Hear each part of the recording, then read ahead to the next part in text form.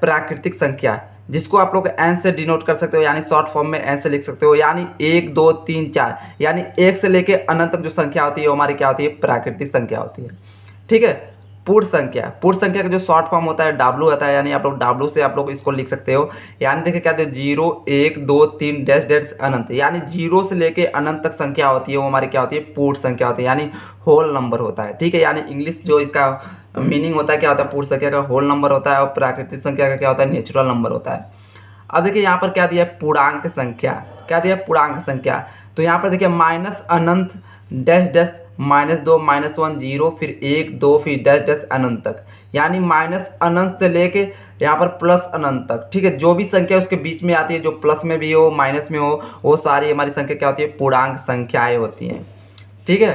अब देखिए क्या दिया है, परिमेय संख्या। परिमेय संख्या को आप लोग आर से लिख सकते हो। यहाँ पर क्या दिया है, P/Q, यहाँ पर P और Q पूर्णांक और Q नॉट इक्वल टू 0। इसका मतलब क्या होता है, जो भी संख्या बटे के रूप में लिखी जाती है। ठीक है। यहाँ पर समझ लीजिए जैसे 2/5, ठीक है, 2/5 3/5। ठीक है। इस तरीके से जो भी संख्या लिखी जाती है वो हमारी क्या परिमेय संख्या होती है। और देखिए यहाँ पर Q नॉट इक्वल टू 0, यानी यहाँ पर देखिए यहाँ पर क्या है, P है और ये Q है, यानी जो इसके नीचे 0 नहीं आना चाहिए। ठीक है। यानी कोई भी संख्या जिसके नीचे 0 ना हो, ठीक है, वो संख्या हमारी क्या है, परिमेय संख्या होती है। ठीक है। यानी जो संख्या बट्टे के फॉर्म में हो और उसके नीचे हमारा क्या हो, 0 ना हो, ठीक है, वो हमारी संख्या क्या है, हमारी परिमेय संख्या होती है। ठीक है।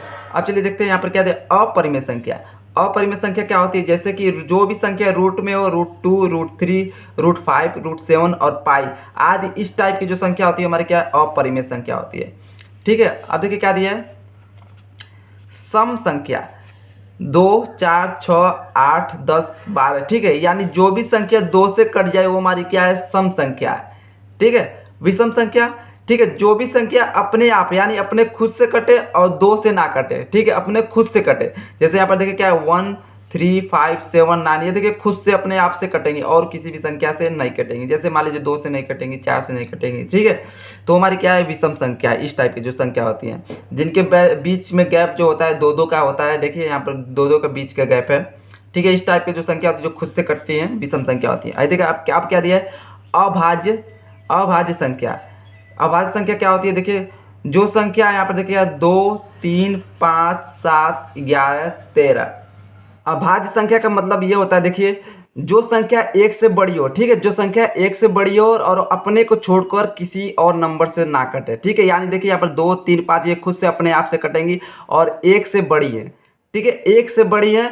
ठीक है। तो ये संख्या हमारी क्या होती है, अभाज्य संख्या होती है और इसे आप लोग ऋण संख्या भी कहते हो, यानी जो ऋण संख्या होती है। ठीक है। यानी इसका जो दूसरा नाम क्या है, ऋण क्या होता है, ऋण संख्या होता है। ठीक है। यानी ऋण संख्या होता है। ठीक है। यानी देखिए 1 से बड़ी प्राकृतिक संख्या है, यानी 1 से बड़ी, देखिए ये 1 से बड़ी है, 2 3 5 7, ये क्या है, 1 से बड़ी है। ठीक है। और ये अपने आप से खुद से कटेगी, किसी और नंबर से ना कटेगी, वो हमारी क्या है, अभाज्य संख्या है। अब देखिए भाज्य संख्या क्या दिया है। ठीक है। भाज्य संख्या के बारे में बता देते हैं। भाज्य संख्या का मतलब ऐसी संख्या जो एक और अपने को छोड़कर किसी और भी संख्या से विभाजित हो जाए, उसे क्या बोलते हैं, भाज्य संख्या बोलते हैं। ठीक है। अब देखिए वास्तविक संख्या क्या है, जो भी संख्या रूट में हो, ठीक है, रूट में हो और बटे में हो, वो हमारी क्या है, वास्तविक संख्या है। आगे देखिए क्या है, अवास्तविक संख्या। अवास्तविक संख्या क्या है, जैसे कि जो भी संख्या रूट में हो और माइनस में भी हो।